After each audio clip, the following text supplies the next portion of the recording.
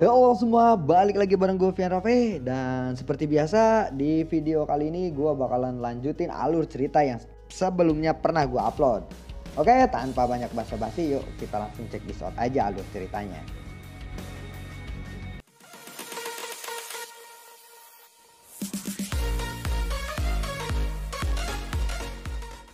Di episode sebelumnya, penetua utama yang menjelaskan siapa Han Feng tersebut, dia lalu berkata, "Jangan lupa siapa guru dari orang ini."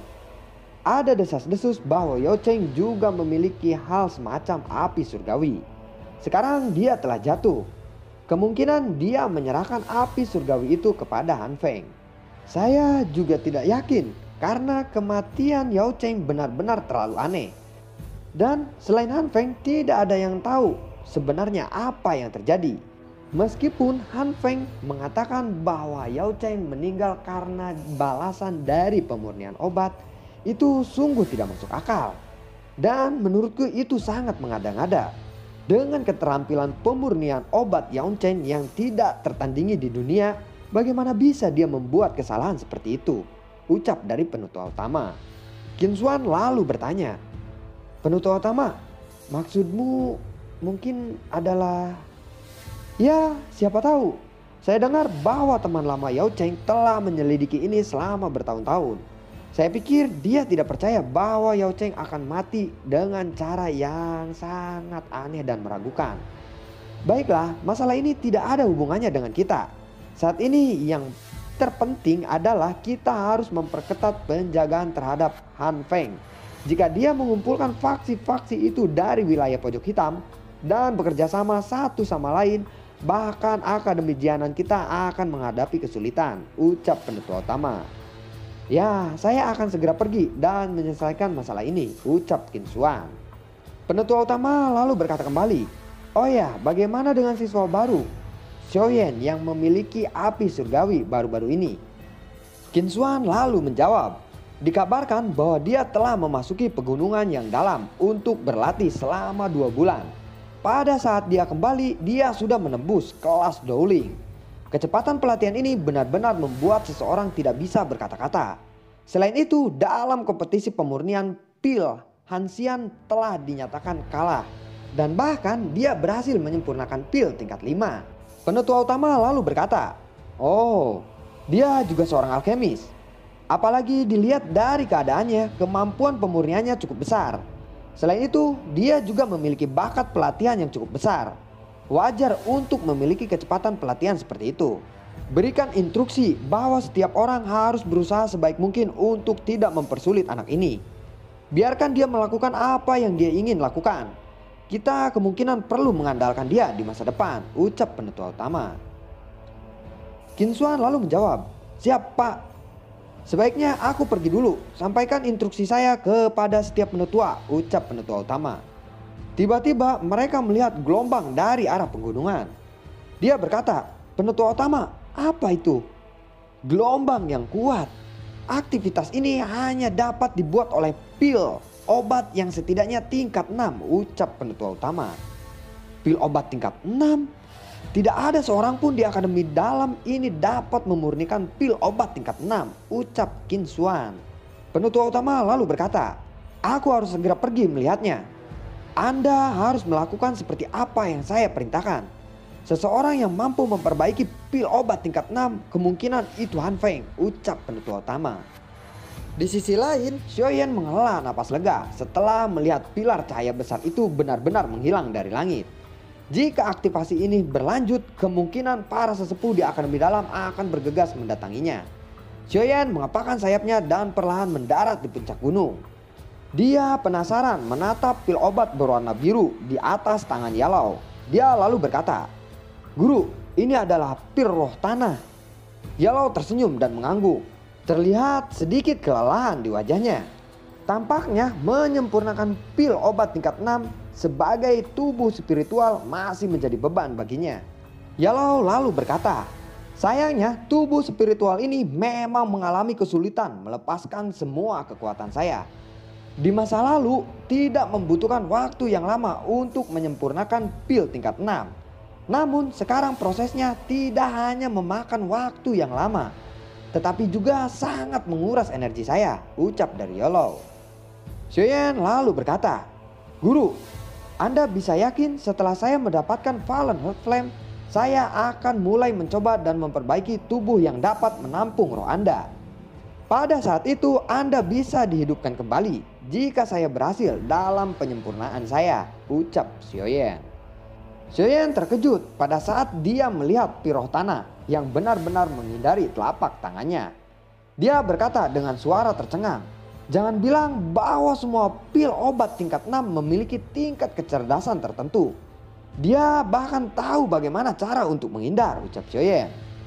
Yellow lalu menjawab, "Tidak semuanya. Pil obat tingkat ini memang memiliki kecerdasan. Pil obat tingkat 6 biasanya tidak memiliki kecerdasan seperti itu. Namun pil roh tanah ini dapat dianggap sebagai yang teratas dalam pil obat tingkat 6.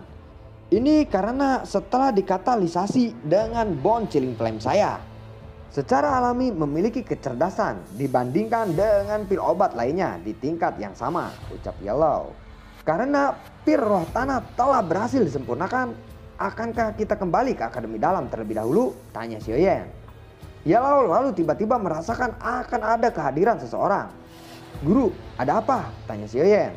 "Kamu harus bersembunyi dulu, ada seseorang yang datang. Apalagi kekuatan orang ini sangatlah kuat. Saya pikir dia tertarik dengan gelombang piroh tanah.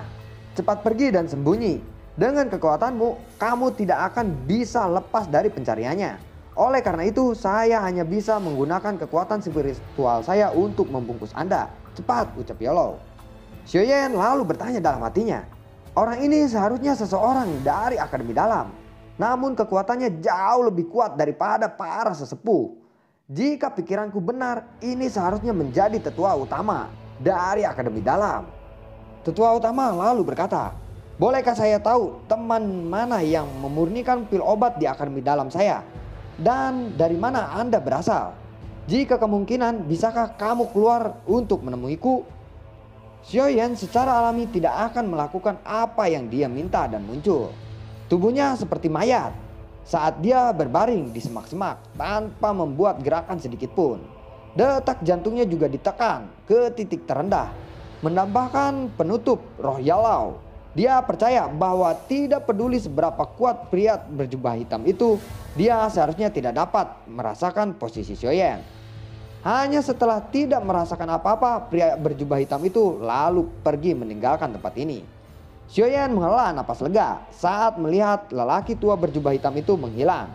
Tubuhnya baru saja bergerak. Yellow tiba-tiba, "Tidak, jangan bergerak." Dia bisa melihat angin sepoi-sepoi tiba-tiba bertiup melewat puncak gunung. Yang awalnya tidak mewujudkan apapun, sosok manusia berjubah hitam perlahan muncul kembali. Orang tua berjubah hitam yang sekali lagi muncul melihat sekelilingnya. Pada saat ini dia akhirnya yakin bahwa orang yang telah memurnikan pil obat di sini sudah pergi jauh. Dia akhirnya benar-benar memilih untuk pergi. Xiaoyan mengepakkan sayapnya dan bergegas kembali ke Akademi Dalam. Namun ternyata di pintu masuk pavilion tempat dia tinggal, dia memiliki tamu yang sudah menunggunya dengan lama. Dia lalu berkata, "Jian, kenapa kamu datang ke sini?" "Saya sudah memakan semua dawan yang telah Anda buatkan," ucap Jian. Hujia yang masih kebingungan, dia menanyakan, "Siapa gadis kecil ini? Dia tiba-tiba datang di gerbang pan kami dari pagi ini dan mengatakan bahwa dia ingin menemui Anda. Ketika kita memberitahu Anda tidak ada, dia hanya duduk dan tidak mau pergi," ucap Hujia. "Untungnya kalian semua tidak menggunakan kekuatan. Kalau tidak, seluruh pavilion ini akan hancur dibuatnya," ucap Xiaoyan. "Hah?"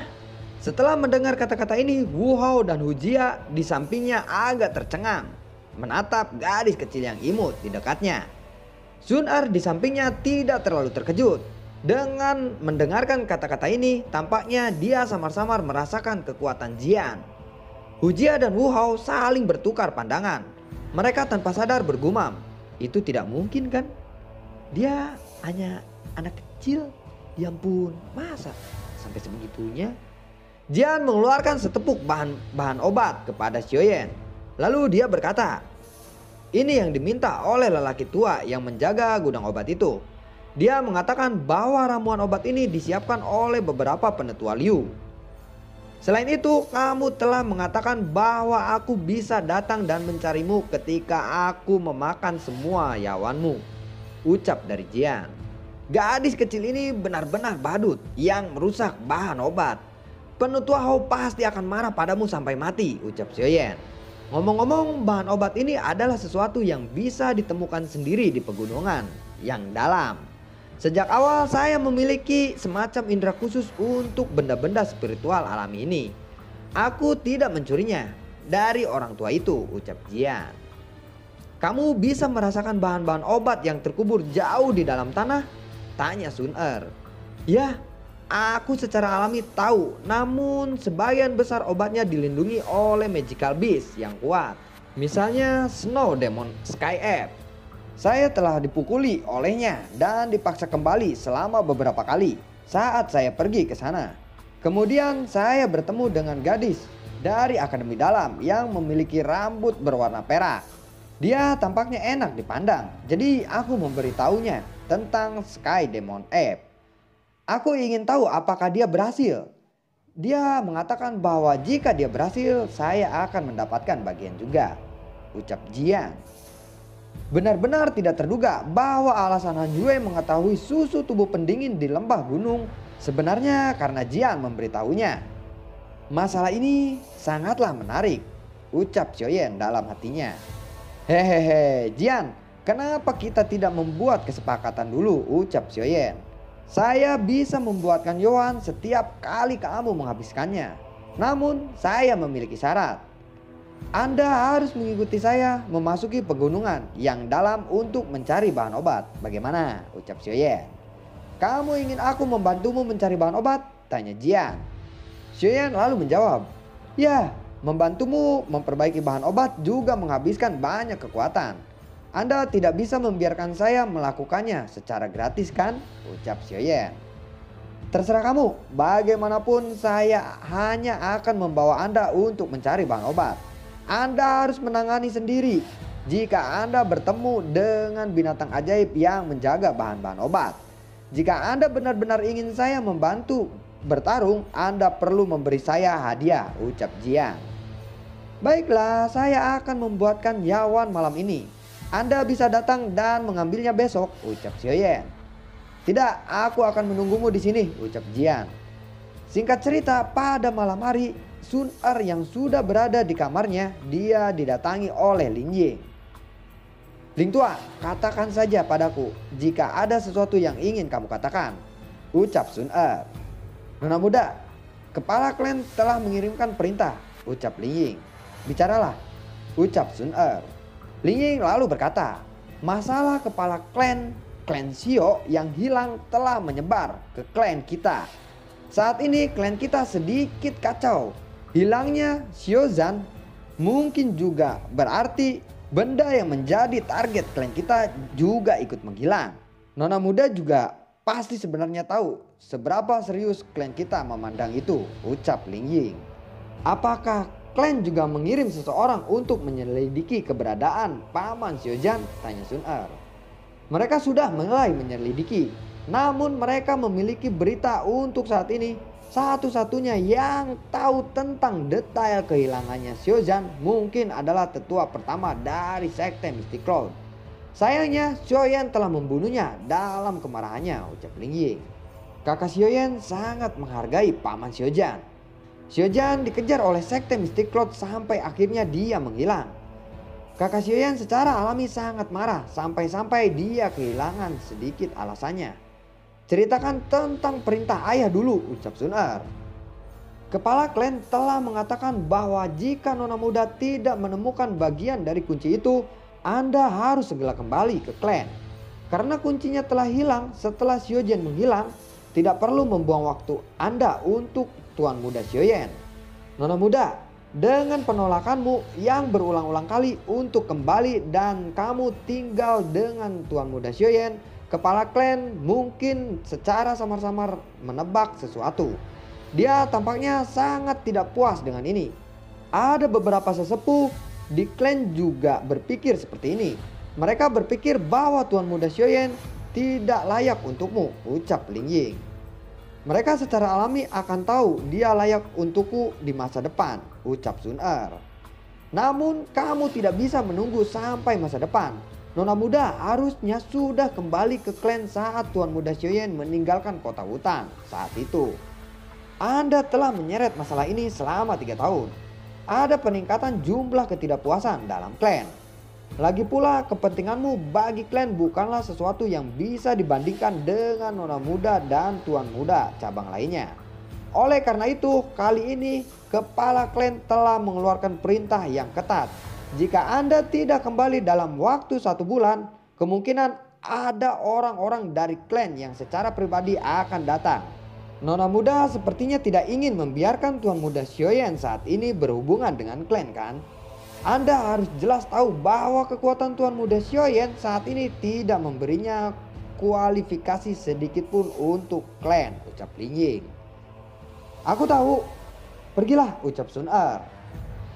Lalu bagaimanakah kelanjutan ceritanya? Apakah Sun Er akan meninggalkan Xiaoyan dan kembali ke klannya?